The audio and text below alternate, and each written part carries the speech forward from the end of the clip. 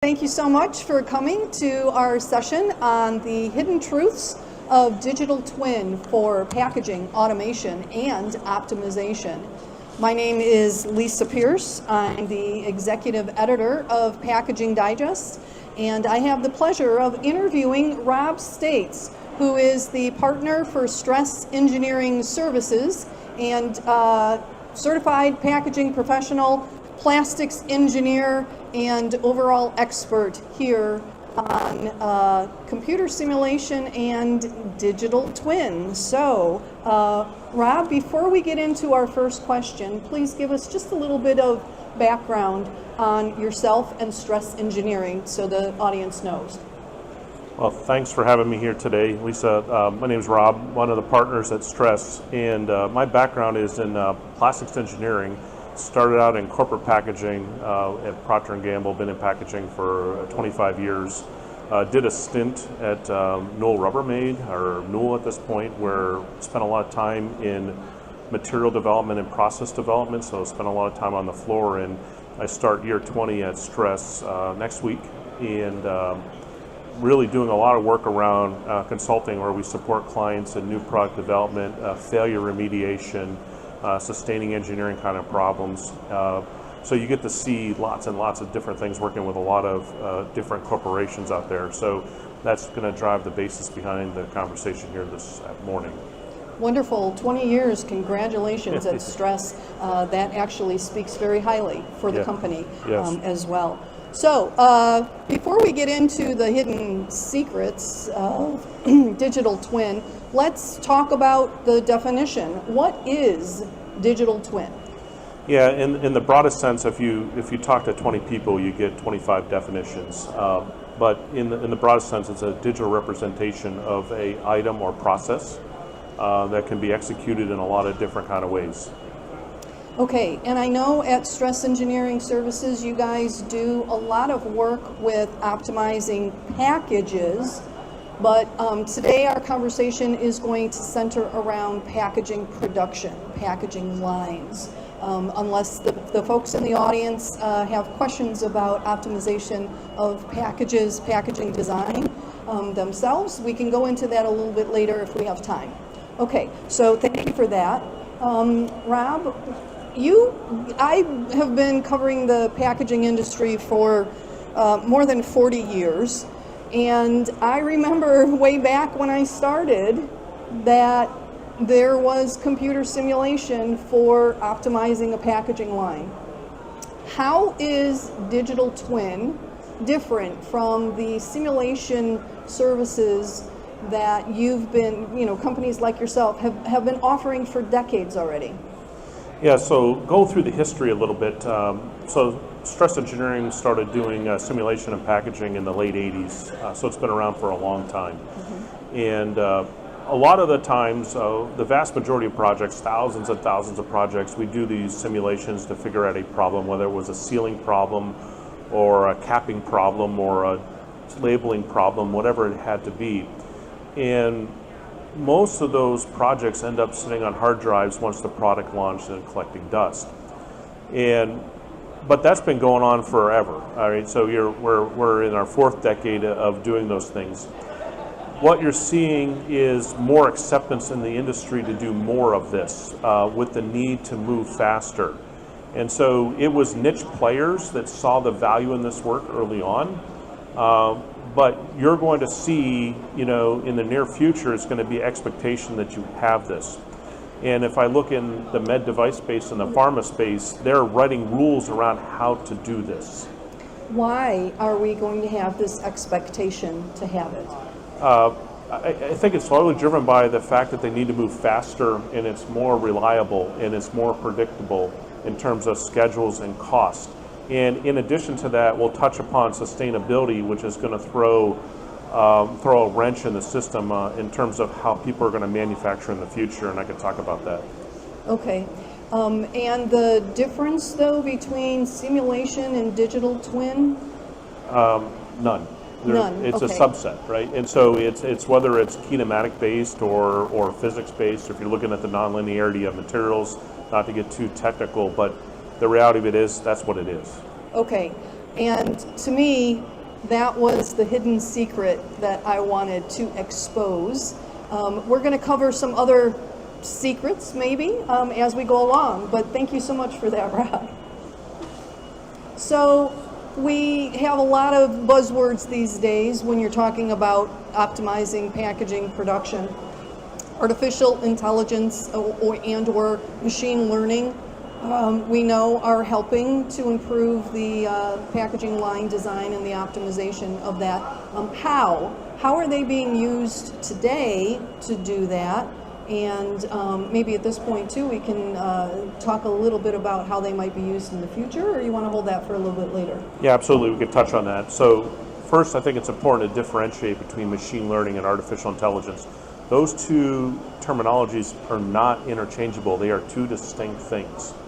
And even though they get merged together an awful lot. So, machine learning is really about feeding data into the software and being able to then identify items or a feature or something where the software then will recognize it.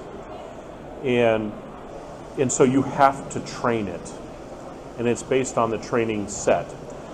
Artificial intelligence is really about making decisions, which it's trying to emulate what a human would do with using thinking.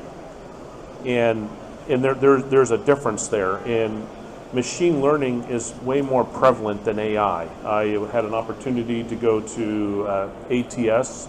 They had an automation summit last week. Everything I sat in was about AI, but everything was aspirational, right? There's a lot of hype. You look at the Gardner curve for hype. There's a lot of hype there. We do think it's coming. Everybody's preparing for it, but we don't know what it's going to look like. But machine learning is there today where it can identify, hey, is that assembled correctly or not? That tool is very good for being able to do that. Rob, before you go on, I did have a follow-up question to what you just said. So I wonder, is this acceptance and or interest in artificial intelligence versus machine learning market specific? So for example, this event is pretty big for med tech, and that's a highly regulated industry. Do you see any difference in the interest of these technologies by market? I think it would be driven by why they do things. If I'm in the consumer product space, I'm driven by tenths of a penny. So there's a big economic driver there. If I am in med device or in pharma, economics are important, and you're actually going to see more pressure on that, I believe, here in the future. But it's number 87 on the list of priorities. It's driven by patient safety, right? And patient outcome. Yeah, patient outcome, right? And so you will see that the drivers would be two different things. And then in a regulated space, they also have to think about how they're going to validate that to show that they were able to make decisions from that. And that's where a lot of the challenges are. So you'll see it adopted in less non-regulated spaces first, or lower regulatory burden areas. Yep, that's kind of where I was trying to drive you to that statement. I know that the folks at Amgen, I believe in Europe, have implemented some aspect of AI. I thought it was for packaging line inspection, and I've reached out to them several times, have not had any luck in hearing back from them, unfortunately. But yeah, that was one instance that I was really surprised. AI in a pharma application already? Wow, okay. So thanks for explaining all that. We're going to move on. Oh, unless you had some more, I think I interrupted you. I'll just add one more comment here, is that I sat in a presentation at Transpac ISTA, and the Dassault folks, Simulia or Abacus, the software, they were talking about the democratization of these tools, the simulation tools. And, in fact, Stress is doing that kind of work. You're going to see things available on the cloud to be able to do the engineering here. But the one thing about all these tools, particularly the simulation tools, is they do not come with an output that's a thumbs up emoji. And that's the challenge, is how do you interpret the results? And that's where maybe artificial intelligence has a play down the road as it figures out what does good look like. Right now, it resides in the head of the experts that actually do it. Okay, I've talked about this before from a packaging perspective.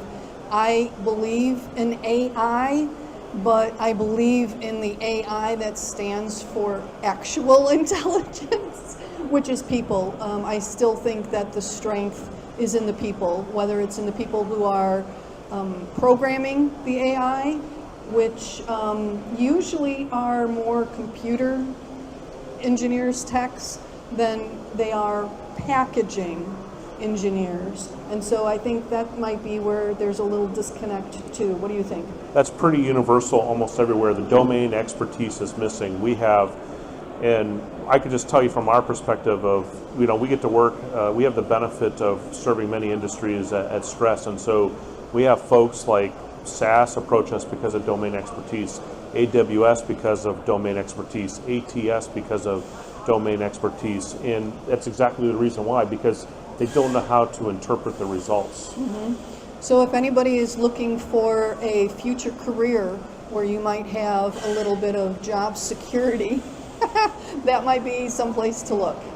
Okay, so moving on, what are some of the challenges, Rob, of digital twin technologies today and why? And then, just if you can, tell us how you're going to solve them. So one of the things when folks have an opportunity to visit Stress Engineering, they'll get to meet the folks, but they'll see the labs.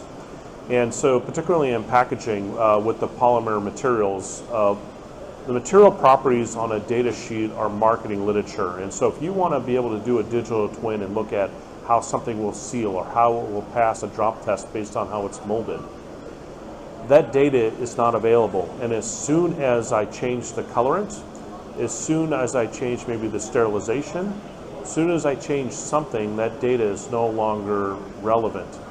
And so part of the challenge is having good inputs into these models. So kinematic models about equipment, those are pretty straightforward and pretty robust.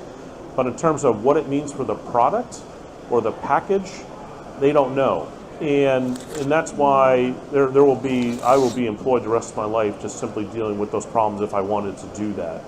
But that is really one of the challenges, is getting the good inputs and then really understand it. And a third of our business is dealing with failure. And I deal with stuff that's been in the market for 10 years and now it's starting to fail now. And the number one driver behind that is I didn't know I needed to know that. And so if you don't have good inputs into these models or these digital twins, you will miss what's going on. But there's also an opportunity there that we'll talk about here shortly. Okay, so follow up to that, Rob, I have to say, you yourself and Stress Engineering have several decades of this data and the experience of analyzing the data, which is key. And you've done this for customers. I would imagine in some cases you have confidentiality agreements, or obviously this is confidential information, customer to customer. Is there, either within your company or within the industry, if you know of, a way of sharing non-personal data to help advance this technology for all moving forward? Yeah, this is what I was referring to, the AWS relationship. The highest barrier to entry is interpreting the data. The second highest is knowing how to set it up. And that's where the democratization comes into play, where there will be services that you won't see from Dassault Systems or whatever. They're the engine, but they're not going to sign up for what does the product do. And so you're going to see Dassault Systems talk about it, Stress is talking about it, I'm sure other folks are talking about it, about democratizing how you go about doing these, where there will be services that actually help you interpret the data and understand the risk and dimensionalize the risk of what you're doing. And so I would expect to see more of that in the future. We're getting pressure from our clients that they don't want to do projects with us, they want solutions as we grow with them. And so that's why you're seeing these tools being developed, that you'll be able to put these out there and people will be able to use them. And I joke, everybody just wants an app for their iPhone. That's what they really want. So you got to listen to the market and say, well, how are you going to do this and how are you going to interpret this? And to your point, when you see as many problems as we've seen, and right in your development schedules for your product and your automation is driven by your ability to identify problems and solve them.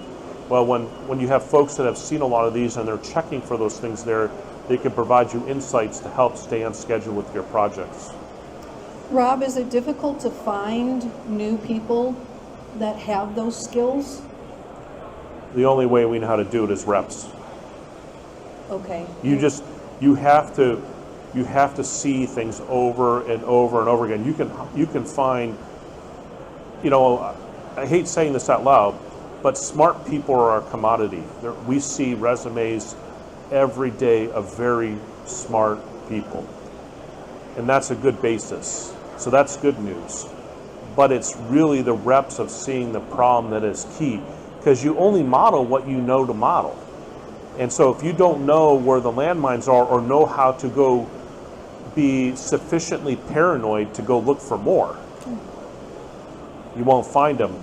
And that's where experience really matters. Okay, yeah, I have to think a little bit more on that one. You don't know what you don't know, and that's in life in general. But very interesting to think about the analytical mind and the problem-solving mind, which I have to say is what impresses me the most about engineers in general, and very specifically packaging engineers. They love a good problem to solve. And if I can add one last thing here is that there's a lot of pressure in the industry around sustainability.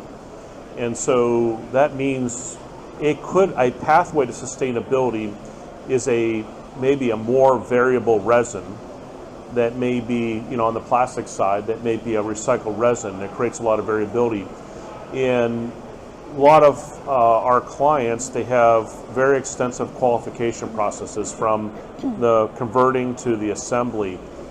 And now the question is how do I take, and always the assumption was I had controlled inputs, right, in terms of the materials. Well, that is changing. And so these tools can be used to help you deal with that variability of things coming in and knowing how to adjust on the fly to get consistent output. And that is the frontier of what's going on today. I've been involved with many projects where they viewed putting recycled material in as just a material substitution, and that was a shortcoming, because it's also a process change and it's also potentially a product change. And if you don't respect that, you will end up burned. And that's going on. And these tools here are a way to actually facilitate it, because the normal ways of doing things may not get you there. If it's a new material, though, how do you get the data from that, from actual production, if it's a new material? How do you simulate that? Well, the nice thing about simulation is I can do intermediate impossibilities. So what I can do is I could say things like, well, the properties are reduced by 20% or 20% more. I could say the parts are 2% bigger or 2% smaller.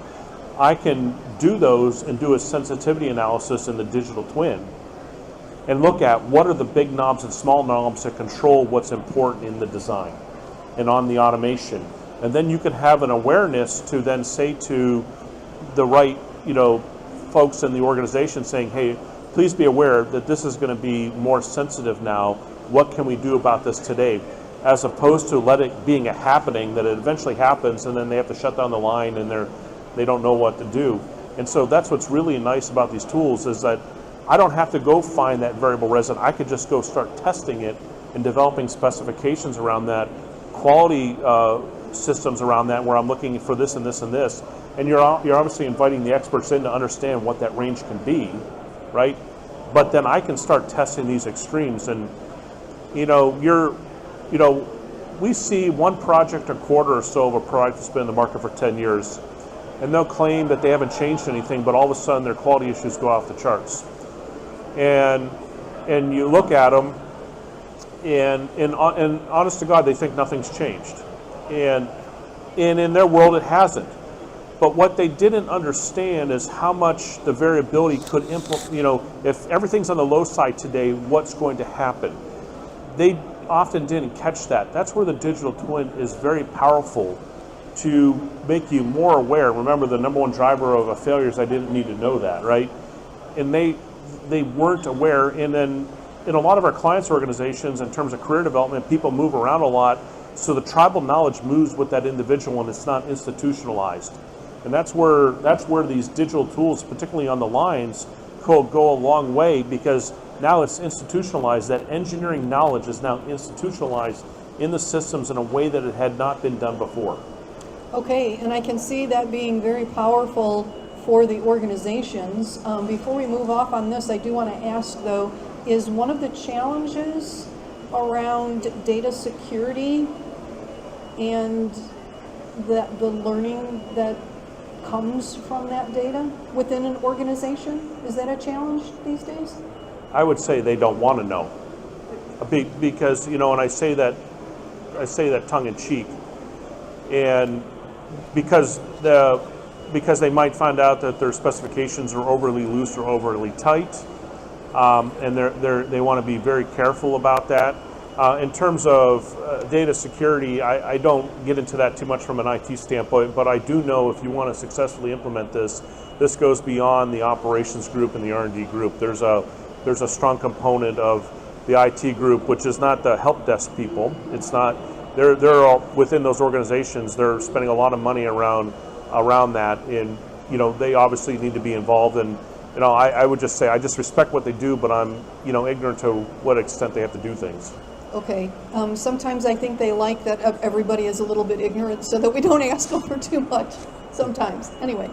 Okay, so Rob, this is wonderful. Can you please give us an example of how you've seen this technology make a significant difference for a packaging line installation and or optimization project? Yeah. I do a lot of work in reusable packaging, reusable packaging pooled products, let's say like a pallet or an IBC. And so part of the strategy there is to go away from a one-turn use on let's say a wood pallet to a 10-year plastic pallet, right? And we see that going on, driven by Costco and some other folks here. And so if you get into that world, there's a lot of standards that exist that people underappreciate around UL and FM. And there's ISO standards, there's ANSI standards. UL, FM, could you explain? Underwriters Lab Yep. and Factory Mutual, Okay. right? Because what they want to know is what happens if all these pallets burn, right? You'll see in the news, right? And so they have to put these additives in there to be able to do this. And there's these really aggressive burn tests, and that material is really expensive, and it also hurts the ductility. But they also need these things to last 100 turns or 10 years. And they also put these in edge racking conditions where they could put 2,800 pounds on there and they can't fall out and hurt someone. So, one of the things that's actually going on is they're using machine learning to inspect these pallets every time they come back to make sure they're not damaged. And because some of these things you can't physically see, and if you've ever been in a depot where they're sorting pallets,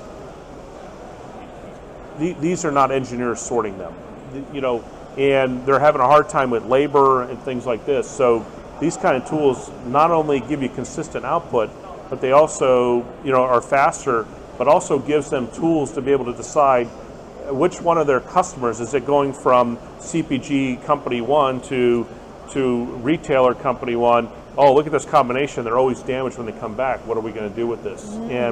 And what you're also seeing is that actually leads to IP opportunities, because they they have better understanding of requirements, and they can generate IP from that. That's a second benefit from here, but that's what's really going on, and I share that as an example. Okay, that's a great example. Very much actionable data that is actionable. So thank you for that. I'm sure you have a lot of other examples. Oh yeah. But, just to kind of go through this, how does digital twin and simulation really work? What are the steps that someone would go through when they want to implement digital twin? Yeah, so my number one thing is this is not a technical problem. It's already done. All the invention is done. This is leadership-driven activity. And you have two major sets of parties that must buy into this. You must have a leadership that says we're going to support this, and you must have an organization that is set up to receive it. And if one of those is missing, it ain't going to happen. And and we've seen this an awful lot. And I'd say there's a lot of hype here because it's almost like the same conversation around sustainability. It's an interesting data point at the Transpac conference. All these companies are signing up for sustainability. Only, don't hold me to this number, but it's around this number, only 10 to 15% of the people will actually hit their goal that they've stated to the world. The same thing here, there's a lot of hype, but they're only going to do it if it delivers money. We've done 1,000 sustainability projects and 0 were done out of the benevolence of their heart. 0, right? And it's a firm number, you can bank on that. And so the same thing here is there's a lot of hype, but they're really thinking about how does this financially impact the organization? And if you don't have momentum from the top and from the organization, it'll be very hard to implement. Rob, in your experience, which way does it usually work? Which way does it usually happen, and which way does it usually work better? It's a difficult question to answer. Where I've seen it done, I don't know how they got there, is that there was consensus through the whole organization, and the whole organization was set up to receive it. And I've seen people in those organizations go say, I'm going to go be the leader at this other company, but they weren't set up to receive it, and it doesn't work. And so everybody ends up frustrated in the end. I think the number one thing is there has to be a recognition of how this is challenging and a strategy to overcome the challenges, and how you can't justify it on the first project, and you have to figure out how to do this in a journey in a way that is affordable that will eventually deliver. And so some people are down that pathway more than others, but it is a journey, and you'll be able to do it in pockets. But in the end, I'm not a psychologist. Those individual contributors end up getting frustrated because it's not going anywhere else, and then they move on. Okay. Do you see a lot of the successful projects being driven by the leadership or being pushed up from the packaging departments? I would say the packaging departments would say they all agree, but they're not going to risk their bonus to do it. And so and that's partially tongue in cheek, but I mean it's a high risk proposition. It depends on how much risk you're willing to take in an organization.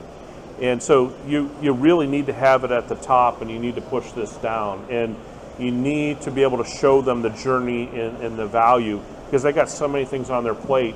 They know this way will deliver this way, and they're more willing to sign up for that because that's perceived to be lower risk than doing something new, even though we all need to go there. Okay, and that's kind of the high-level view of how it works and what to do to get there. Getting into the details just a little bit here, I know that there's a variety of different programs that packaging engineers use to design both a single machine and to use to put together a packaging line. From just a technology point of view, whatever programs they're working can feed into a digital twin? Yeah, absolutely. That's Okay. really the definition of the digital twin. There is a lot of specialized software out there, and you have to think about what does that want to deliver, and you also have to think about what the perspective is. And so I spent a lot of time with an automation company in the last few weeks, and they use the software to make sure their equipment is reliable that they are selling to their customers. But in the end, the final consumer doesn't care. They care about the reliability of the product. And this is where you see the different silos in the organization have different lenses. They're all saying the same words, but they all view it differently.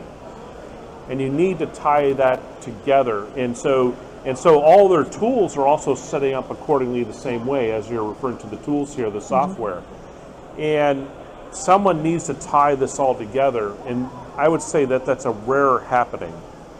It sounds like a packaging director would be the one to do the business case and To me, that seems to make sense. Yes, a visionary.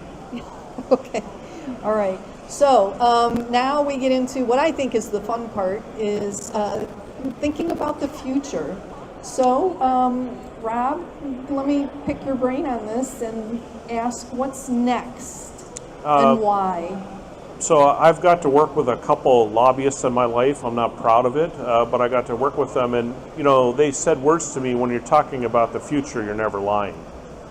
And so I can then dream big. And so what I think packaging looks like in the future is that the packaging team's going to say, they're going to get from the product team, we need to package some kind of product, and you're going to then have automation tools that will consider cost and sustainability and startup time, which will go through, using artificial intelligence, go through and look at different packaging systems.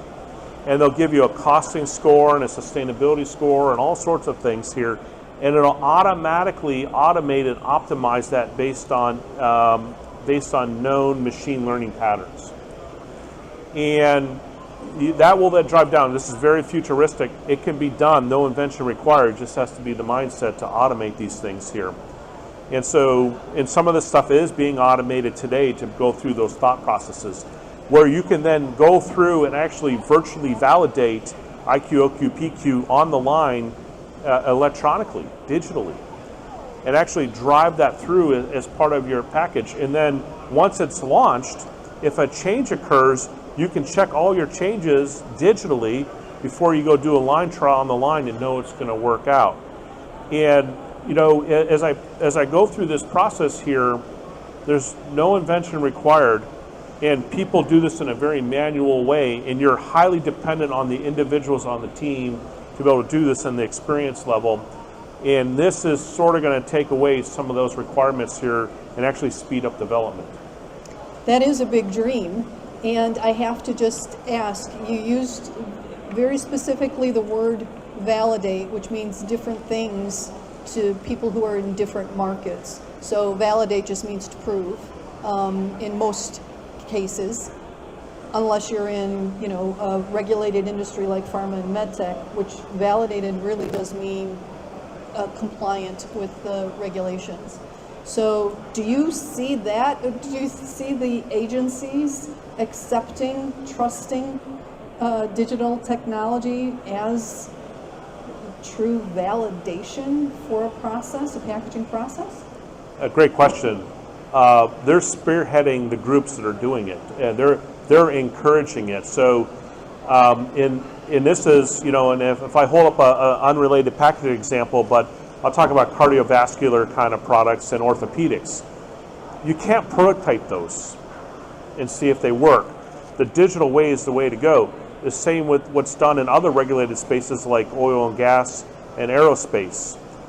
And so the FDA has recognized this and encouraged this. There's been over 300 successful submissions using digital evidence with the new guidelines that exist to be able to do this. And so it started out in the lowest hanging fruit in the med device and pharma spaces, but there's no reason it cannot be applied here. And in fact, they would encourage it. We're part of subcommittees. There's guidelines that were put out in 2019, I believe, ASME V&V 40, which is guidelines on how do you do the digital submission. And in your pre-submission package, you actually tell them you're going to do this, and they're prepared for it. And the person who was spearheading the committee was a PhD from the FDA. Wonderful. I would identify that as another hidden secret of digital twin then. And with that, we are at the end of the formal presentation, and we do have time for questions from the audience, if there are any. And my colleague Marissa over there has a microphone so that we can easily hear your questions. Anybody? Going once? Yes, Adrian, thank you for stepping up with a question. Thanks, that was a great presentation. Thank you. Is digital twin specific to packaging automation or across the board injection molding, extrusion, thermoforming, can you apply it to? Oh, absolutely. For injection molding, there's been commercial software out there. I got into this world in late 90s, and the commercial software existed then. So there's very much a lot of commercial software out there to support the converting process of plastic components. And sometimes when they're basically specialized kind of CFD programs or front-end element programs that are more for folks that are not necessarily experts in predictive modeling, but experts in the industry, and they've built these very good tools. If those tools fall short, then you go step up to the next level, which is you go to the more open code kind of CFD programs. And so when like in injection molding, the software like Moldflow, and everybody's familiar with that, Moldex 3D, all these, and they're very powerful tools. But when they fall short, then I will take it to software like Fluent or a CFD program of some sort to be able to go solve that next level problem. So just the simpler, the better usually. Any other questions? We still have time if anybody's got any questions. I have to tell you that many years ago, pre-COVID, so I can't even do the count on that. It's like we're missing years. Anyway, pre-COVID, as digital twin became a big buzzword in packaging, I thought to myself, because like I say, I've been covering the industry for so long, and I thought to myself, that sounds just like computer simulation. They've been doing that for decades. What's the big deal, right? And I reached out to the folks at Stress Engineering Services because I wanted to do this exact interview back then, and then, COVID happened and the world, went crazy. So I can't tell you, this is, years in the making. I'm so thrilled that we finally have done this. And Rob, thank you so much. Thank you so much for doing this. Please join me in thanking Rob for his sharing his expertise here. Thank you. Thanks, everyone.